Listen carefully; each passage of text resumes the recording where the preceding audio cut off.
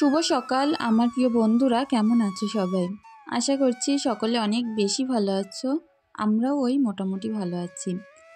তো সকাল থেকে শুরু করছি আমার সংসারের কাজকর্ম। আর এই কাজকর্মগুলো করার পরে আমাদের জন্য যে এত বড় একটা বিপদ অপেক্ষা করছিল না, সেটা আমরা কখনোই জানতাম না। বিপদ তো আর বলে কয়ে আসে না।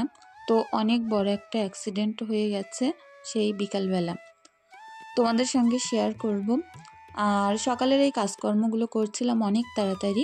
ভোর 4:30টার সময় ঘুম থেকে উঠেছি, আর সেখান থেকে করে সিমরানের স্কুলের টিফিন আর ওর ব্যাগ গুছিয়ে দেওয়া, সংসারের বিভিন্ন রকম টুকটাক কাজ করা, এগুলোই করছিলাম। আর যেহেতু সিমরানের 5:30টার সময় স্কুল গাড়ি আসে, তো ভোরবেলা ওকে গাড়িতে তুলে দিয়ে বাদবাকি কাজে হাত দিলাম। তো আমাদের মেয়েদের তো আর কাজের তো আর শেষ থাকে না। তো প্রত্যেকটা কাজ যদি একটু সকাল সকাল উঠে করে নিতে পারি তাহলে ভালো হয়। আর সবথেকে বড় জিনিস যে সিমরানের স্কুল একেবারে ভোর থেকে শুরু হয়, ওই কারণে আমাকে টিফিন তৈরি করতে গেলে অনেকটা ভোরেই উঠতে হয়। তো যাই হোক, সকালটা কাটিয়েছিলাম অনেকটা সুন্দরভাবে। আর হাজব্যান্ডের যেহেতু ডাক্তার দেখাতে নিয়ে যাওয়ার ডেট আছে, ওই কারণে ভাবছিলাম আজকের রান্না বান্না একদম তাড়াতাড়ি করে শেষ করব। তো আমি যেহেতু প্রত্যেক দিন কাঠে রান্না করি, তোমাদের সঙ্গে শেয়ারও করি উনুনে রান্না করা। তো আমার বাড়ির কাঠ পুরো শেষ হয়ে গেছে। তার মানে কাঠ শেষ হয়নি, কিছু কাঠ আছে, তবে ওই যে কাটতে হবে, কাটার অভাবে না রান্না করা হচ্ছে না। কাঠগুলো প্রচুর মোটা মোটা, আর মোটা কাঠ তো আর উনুনে ঢুকবে না, তো রান্নাই করতে পারছিলাম না। ইদানিং করে 3-4 দিন একদমই কাঠ ছিল না। আমি দুটো একটা করে চলা করতাম আর রান্না করতাম। তো আজকে হাজব্যান্ডকে বললাম কাঠগুলো একটু কেটে দিতে। তো ও তো সকাল থেকে যে কোনো কাজে লাগলে না একটু অর্ধেক করে কাজ করে না, যা ধরে মোট কথা একেবারে অতিরিক্ত করে। তো এতদিন আমার কাঠ ছিল না বলে বলে পারছিলাম না, বাড়িতেই থাকতে পারে না, সময় করতে পারে না। আর আজকে সময় করে আমার পুরো কাঠের পাহাড় চলা করে দিয়েছে। তো যা কাঠ আজকে আমার চলা করে দিয়েছিল না, আমার যে আবার কত দিন রান্না হয়ে যাবে তার ঠিক নেই। দেখো, আমি অল্প অল্প করে কাঠ পাশে এনে দিচ্ছিলাম, আর ওই রকমভাবে ছোট্ট ছোট্ট করে কেটে দিচ্ছিল। তো যে কোনো কাজে না একবার যদি করা শুরু করে, সেটা যে এত সুন্দরভাবে করে আর এতটাই বেশি কাজ করে ফেলে কি বলবো। তো যাই হোক, কাঠগুলো অল্প অল্প করে চালা করছিল, আর আমি মোটা মোটাগুলো এদিক থেকে ওদিক থেকে এনে এনে দিচ্ছিলাম। আমাদের বাড়িটা যেহেতু অনেক বড় জায়গা জুড়ে, আর কাঠকুটো তার এক জায়গায় থাকে না, যখনই কাঠ কাটা হয় এখানে খানিকটা ওখানে খানিকটা। তো সবটাই এনে সুন্দর করে চলা করে দিয়েছে। তোমাদেরকে দেখাবো কতটা কাঠ চলা করেছে, একটুখানি বাদেই শেয়ার করব। তারপরে একটা সজনা গাছে ডাঁটা ছিল, তো সেই ডালটা কেটে নিয়ে ডাঁটাগুলো এখন ছাড়িয়ে নিচ্ছি। আর বেশ কয়েকটা হয়েছে, এগুলো দিয়ে ডাল রান্না হয়ে যাবে। সজনা ডাঁটার ডাল যে আমার এত পছন্দ, আমার হাজব্যান্ডও খুব পছন্দ করে। এদিকে দেখো, আমাদের এই পুকুর পাড়টার ধারে একেবারে গরু টরু বেঁধে দিয়ে গেছে, গরু খাচ্ছিল। আর কত নিস্তব্ধ পরিবেশ বলো তো। এদিকে একটা কচু তুলেছে, আর এদিকে ডাঁটা। কিছু কিছু দিন না বাড়ির সবজি দিয়েই আমাদের চলে যায়, আলাদা করে সবজি কেনার প্রয়োজন পড়ে না। আমরা গ্রামে থাকি বলে কিন্তু এই সকল সুযোগ সুবিধাগুলো ব্যবহার করতেই পারি। তো বাইরের অনেকটা কাজ করে আসলাম, আর এখন বেশ বেলাও হয়ে গেছে। এখন এই যে বিছনা টিছনাগুলো একটু পরিষ্কার করব। আর আজকে সকাল থেকে আমার হাতে পায়ের একদম বিরাম ছিল না। প্রথমত ডাক্তার দেখাতে নিয়ে যাব বলে রান্নাবান্নাগুলো তাড়াতাড়ি করতে হবে, সেই একটা চিন্তা ছিল। আর আমরা মেয়েরা না একটা কাজে হাত দিলে আবার যে কতগুলো কাজ বেরিয়ে যায় তার ঠিক নেই। এই ঘরটা গোছাতে গোছাতে আজকে ভাবছিলাম, যেহেতু আজকে আমি দোকানে যাব না, হাজব্যান্ড কাঠ চলা করে দিয়ে দোকানে চলে গেছে, তো বাড়িতে থাকতে পারবো সারাদিন। তো ভাবলাম কিছুটা শীতের জামা কাপড়, তারপরে মেয়ের যে জামা কাপড়ের ঝুড়িগুলো আছে পুরো ভর্তি হয়েছে জামা কাপড়ে, সেখান থেকে যে কতগুলো ছোট হয়ে গেছে লাগেই না, তারপরেও বাড়তি জামা কাপড় ভর্তি আছে বলে ঝুড়িটা এলোমেলো হয়ে থাকে। তো সেখান থেকে খুঁটে খুঁটে আজকে একেবারে যেগুলো প্রয়োজন সেগুলো রাখবো, আর যেগুলো ছোট হয়ে গেছে সেগুলো আলাদা করে বাক্সে রেখে দেব। তো তার আগে ভাবলাম 2 ঘরের খাটটা আগে গুছিয়ে নিই, তারপরে আলনায় হাত দেব। আলনাটার অবস্থাটাও অনেকটাই খারাপ। কাল যেহেতু এতগুলো জামা কাপড় কেচেছিলাম, এগুলো শুকিয়ে গেছে, তো ভাঁজ করা হয়নি। এগুলো আগে আমি সুন্দর করে ভাঁজ করে নেব।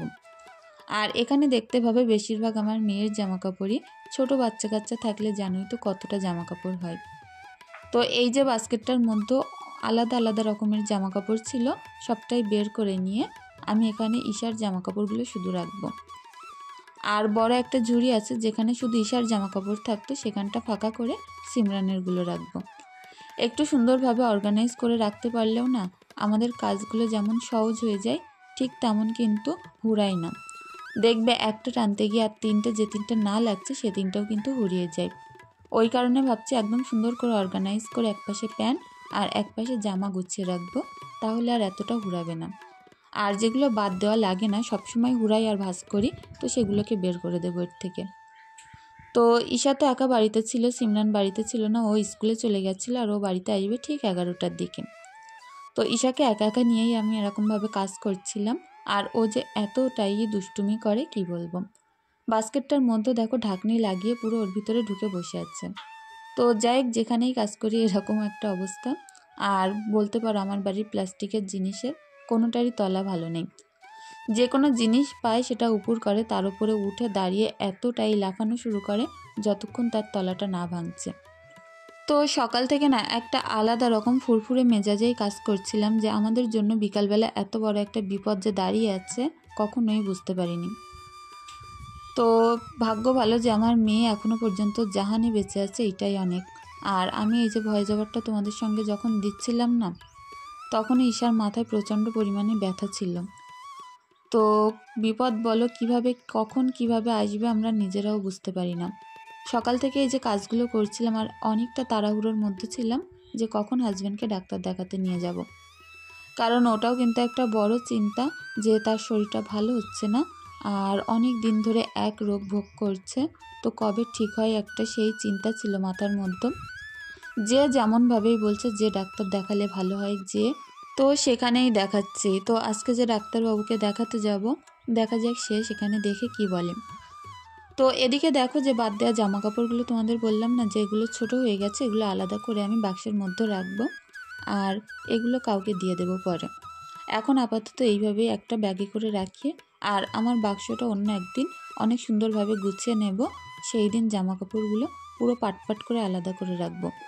যেগুলো লাগে সেগুলো সুন্দর করে রাখবো আর যেগুলো না লাগবে সেগুলো সুন্দর করে আলাদা একটা করে রেখে দেব। এখন আপাতত এইভাবেই থাক। তো দেখো এদিকে আলনাটাও এখন গুছিয়ে নেব। টুকটাক আলনারও কিছু জামা কাপড় এদিক ওদিক হয়েছিল, সবটা নামিয়ে গুছিয়ে নিয়েছি। তো কিছুটা হ্যাঙ্গার আমি আলনার একধারে রেখেছি, যাতে করে আমার যে দরকারি জিনিসগুলো যেগুলো সবসময় না লাগে টুকটাক কাজে লাগে সেগুলো রাখতে পারি।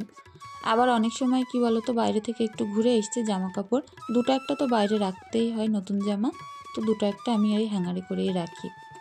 যেগুলো হয়তো প্রত্যেক দিন বাজারে যেতে দোকানে যেতে আমার কাজে লাগে, তো সেইগুলো হ্যাঙ্গারেই রাখি। আর হাজব্যান্ড যেহেতু প্রত্যেক দিন নামাজ পড়তে যায়, তো ওর পাঞ্জাবি লুঙ্গিটাও ওইভাবে হ্যাঙ্গারে করেই রাখলাম। তো দেখো এদিকে সুন্দর করে আমি যে ব্যাগগুলো গুছিয়েছি সেগুলো রেখে দিলাম। আর তলায় পুরো কাঁথা আর বালিশ পুরো ভর্তি আছে, আমার বাক্সটা পুরো কাঁথা আর বালিশেই ভর্তি করা আছে। তো এখন দেখো আলনাটা কতটা সুন্দর লাগছে, আর বাক্সের ওপরটাও টুকটাক করে গুছিয়ে নেব। ছোট্ট ছোট্ট এই কাজগুলোর পেছনে কিন্তু একটু সময় দিতে পারলে কাজগুলো আরও সুন্দর হয়ে যায়। তো ঘরটাকে অনেক দিন ধরেই ভাবছিলাম যে জামা কাপড় এতটাই বেশি বাজে অবস্থা শীতকালের পর থেকে কি বলবো। তো সেইভাবে সময়ই করে উঠতে পারছিলাম না। আর দেখবে সব কিছু সমস্ত কাজ করার আগে মনটা যদি ভালো থাকে আর কাজের প্রতি যে একটা আগ্রহ, এটা যদি থেকে থাকে না, কাজগুলো সুন্দরভাবে করা যায়। তো আজকে সেই ইচ্ছা সব কিছুই ছিল, তো তার কারণে ভাবলাম যাক আজকে এই এতগুলো কাজ একই দিনে আমি একসঙ্গে করে ফেলবো। আর সত্যি হয়েও গেল অনেকটাই তাড়াতাড়ি। পুরো ঘরটা গুছিয়ে নিয়েছি, আর কেমন লাগছে অবশ্যই কমেন্ট করে জানিও। তো এই ঘরটায় যেহেতু আমার মেয়ের পড়াতে আসে, এই ঘরটা আমি সবসময় টিপটপ রেখে দেওয়ারই চেষ্টা করি। আর পাশের ঘরটাও গুছিয়েছি। তো এই ঘরটা গুছিয়ে তারপরে আসলাম রান্নাঘরে। এখানটায় যেহেতু আমি কাঠকুটো রেখে দিই, আর অনেক দিন ধরে কাঠকুটো রাখলে না এরকম নোংরা ভর্তি হয়ে যায়। তো কাঠগুলো এখন সরিয়ে নেব, ছোট্ট ছোট্ট যে কাঠগুলো আছে সেগুলো উনুনের ভিতরে রেখে দেব, যখন রান্না করব তখন জাল দিয়ে ফেলবো। আর দেখো কতটা ধুলো নোংরা এখানে ভর্তি হয়ে গেছে, এই জায়গাটাও সুন্দর করে পরিষ্কার করে নেব। আর ঈশা এখানে একটা লাঠি নিয়ে খেলা করছিল আমার পেছন পেছন। আমি যেখানেই কাজ করি না কেন আমার মেয়ে সেখানেই থাকে। তো যাই হোক, ওপরের স্ল্যাবটাকে পরিষ্কার করে নিলাম আর রান্নার জায়গাটাকেও পরিষ্কার করে নিলাম। এখানে এবার কাঠকুটো এনে গুছিয়ে রাখবো আর এখান থেকে নিয়ে নিয়ে রান্না করব। তো ভাবলাম চলো মোটামুটি কাজকর্ম শেষ, এবার উঠোনটাকে ঝাড়ু দিয়ে নিই। তবে এত টানা রোদ্দুর কি বলবো, গা পুরো ঘেমে ভেসে যাচ্ছিল এই উঠোনটাকে ঝাড়ু দিতে দিতে। তো যাই হোক, ইটগুলো সুন্দর করে পরিষ্কার করে নেবো, আর যে পেপারগুলো আছে এদিক ওদিক হয়ে আছে সেগুলো ঝাড়ু দিয়ে একটা জায়গায় করে পুড়িয়ে দেব। তো আমার বাড়ির উঠোনের আনাজ কানাজ আমার কি বলবো একদম নোংরায় ভর্তি হয়ে আছে। নোংরা বলতে এই গাছগাছালিতে অনেকটাই কষ্ট হয় ঝাড়ু দিতে, আর এত বড় বাড়ি যে এই ঘাসপালাগুলো একা পরিষ্কার করা কখনোই সম্ভব না। একটু একটু করে পরিষ্কার করি, তো আবার যখন 3-4 দিন যায় তার থেকে বেশি ঘাস আবারও জন্মায়। তো এইভাবেই যাচ্ছে আর কি। উঠোনটা একটু মাটি যখন ফেলে নেব, একটু উঁচু করব উঠোনটা, তারপরে দেখি একেবারে সুন্দর করে গুছিয়ে পরিপাটি করে রাখবো। মাটি না ফেলার আগে আর হবে না, কারণ বর্ষাকালে তো এখানে পানি ওঠে। এবার ভাবছি এর উপরে একটু মাটি ফেলে নেব। তো এই যে কাঠকুটোগুলো কেটে দেখো পুরো কাঠের পাহাড় করে দিয়েছে হাজব্যান্ড সকালবেলা। বললাম না ওকে যে কোনো কাজে লাগিয়ে দিলে হয়, সেই কাজের পুরো শেষ না দেখা পর্যন্ত ছাড়ে না। যত কাঠকাটারি ছিল সবটাই কেটেছে।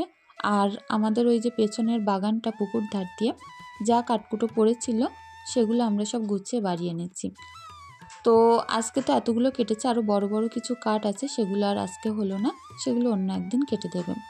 তো যাই হোক, এখান থেকে কিছু কিছু শুকনো কাঠ আমি বেছে নিচ্ছি, এগুলো আমার রান্নার কাজে লাগবে।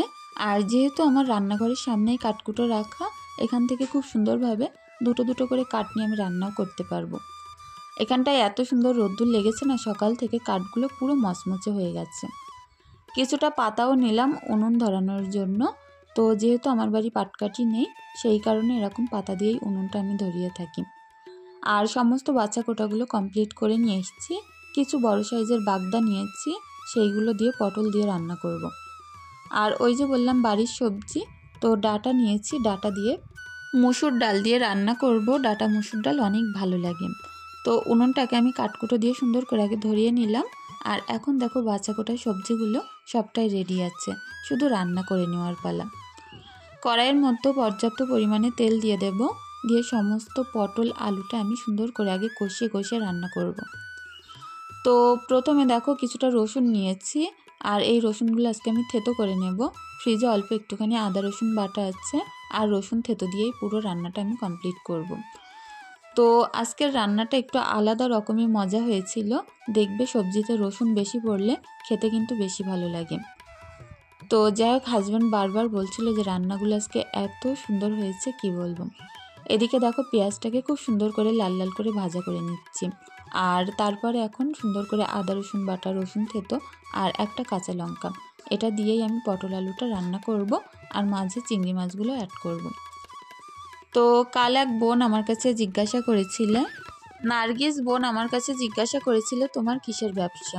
আমার হচ্ছে আইসক্রিম, থামস আপ, তারপরে টুকিটাকি মুদিখানার মাল, এই সকল জিনিসের ব্যবসা। তো যাই হোক বোন, অনেক ভালো থেকো। আর এক বোন জিজ্ঞাসা করেছিল বসিরহাটে কোথায় আমার বাড়ি। বসিরহাট হাসনাবাদ আমার বাড়ি। মানিক মণ্ডল প্রোফাইল থেকে বোন আমাকে কমেন্ট করেছিল আমরা কয় ভাই বোন। আমরা হচ্ছে 3 ভাই বোন, আমি বড়, তারপরে আমার বোন, তারপরে ভাই। আমাদের 2 বোনের বিয়ে হয়ে গেছে, আর ভাই বাকি আছে। ভাই অনেকটাই ছোট, এখন ওর ওই 17 বছর মতো বয়স। প্রিয়াঙ্কা অফিসিয়াল ব্লগ থেকে বোন আমাকে কমেন্ট করেছিলে যে কোন অ্যাপ দিয়ে আমি থাম্বনেল বানাই। আমি ইনশর্ট দিয়ে এডিট করি, আবার ইনশর্ট দিয়েই থাম্বনেল বানাই। তো আশা করছি বোন তোমার প্রশ্নের উত্তর আমি দিতে পেরেছি। সুহানা খান প্রোফাইল থেকে বোন আমাকে কমেন্ট করেছ, যত বড়ই হোক না কেন আপনার ভিডিও দেখতে আমার খুব ভালো লাগে। তো আমিও সবসময় চেষ্টা করি জানো তো, যে আমার কাজগুলো তোমাদের সঙ্গে শেয়ার করতে। হয়তো সবটাই করতে পারি না, কারণ এই কাজগুলো করে রেখে আমাকে সারা দিন দোকানেই কাটাতে হয়। তো দোকানে গিয়ে তো আর ভিডিও করা সম্ভব হয় না। যতটুকু সম্ভব বাড়িতে আমি যে কাজগুলো করি তোমাদের সাথে শেয়ার করি। আর সন্ধ্যার পর থেকে আর পেরে উঠি না, কেন বলো তো, মেয়েদের পড়ানো থাকে, আর নিজের ভিডিও এডিট থাকে, আরও অনেক রকম কাজ থাকে। কিছু কিছু দিন সন্ধ্যাবেলা তো আবার রুটি করা, তার সঙ্গে তরকারিও করতে হয়, তো সেগুলো আর পেরে উঠি না। তবে যতটুকু সম্ভব চেষ্টা করি শেয়ার করতে। ইসা মম ড্রিম প্রোফাইল থেকে বোন প্রত্যেক দিন আমাকে এত মোটিভেট করো, এত সুন্দর সুন্দর কমেন্ট করো, সত্যি আমি অনেক কৃতজ্ঞ তোমার কাছে, যে এত দূরে থেকেও মানুষ এতটাই ভালোবাসা দিতে পারে। আমারও না অনেক ইচ্ছা তোমার যেমন ইচ্ছা যে আমরা দুই বোন পাশে বসে গল্প করব, কথা বলবো। আমারও অনেক ইচ্ছা যে আমারও এরকম কোনো বোন হোক যার সঙ্গে দুটো মনের কথা বলবো, একসঙ্গে এক জায়গায় বসে থাকবো। অনেক ভালো লাগতো যদি এরকম হতো। তো যাই হোক বোন, অনেক ভালো থেকো। মিজানুর রহমান প্রোফাইল থেকে বোন কমেন্ট করেছে, আমি যেন তার নামটা নিই। আমার প্রত্যেক দিনের ভিডিও সে দেখে। আমার সেই বোনের নাম হচ্ছে সাবিনা। যাই হোক, অনেক ভালো থেকো বোন। তো তোমাদের সঙ্গে গল্প করতে করতে এদিকে দেখো আমার পটল চিংড়িটা রান্না শেষ, আর এইবার ডাল করব। তবে কতটা কি সম্ভব হবে বলতে পারছি না দেখানো, কারণ এক্ষুনি গুছিয়ে আমাকে আবার বেরাতে হবে, কারণ দুপুরবেলায় ডাক্তারবাবু দেখতে বসবেন। তো এদিকে দেখো সুন্দর করে রসুন পেঁয়াজটা একটু লাল লাল করে ভাজা করে নিয়েছি, আর 3টে কাঁচা লঙ্কা দিয়েছি। এটা এইভাবে সুন্দর করে ভাজতে ভাজতে একটুখানি ডাল তুলে দিলাম, আর এটা দিয়ে সুন্দর করে কষিয়ে একটু পানি দিয়ে দেব, যাতে করে ডাটা ডাল সবটাই সিদ্ধ হয়ে যায় সুন্দর। আর যাই হোক, এইভাবে ঢাকা দিয়ে রেখেছিলাম, সিদ্ধ হয়ে গেলে নুন হলুদ দিয়ে ঘুটে পানি দিয়ে ফুটিয়ে নিয়েছিলাম। এদিকে দেখো রান্নাবান্না কমপ্লিট, আমরা এখন 4 জন খেতে বসবো। তো ডাল করেছি, তরকারি করেছি, আর 4 জনের ভাত। কাঁসার থালাটা আমার হাজব্যান্ডের। তো অনেক তাড়াতাড়ি খাওয়া দাওয়া করে গুছিয়ে নিয়েছি। এখনও পর্যন্ত জানতাম না যে আমাদের জন্য গাড়িতে এত বড় একটা বিপদ অপেক্ষা করছে, আর এত বড় অ্যাক্সিডেন্ট আমরা করব। তো যাই হোক, গুছিয়ে গাছিয়ে নিয়ে হাজব্যান্ড আমি বেরিয়ে পড়েছিলাম অনেক তাড়াতাড়ি। তো যাই হোক, রাস্তায় ভালোই ছিল সব কিছু। সেখানে গিয়ে ডাক্তার দেখালাম।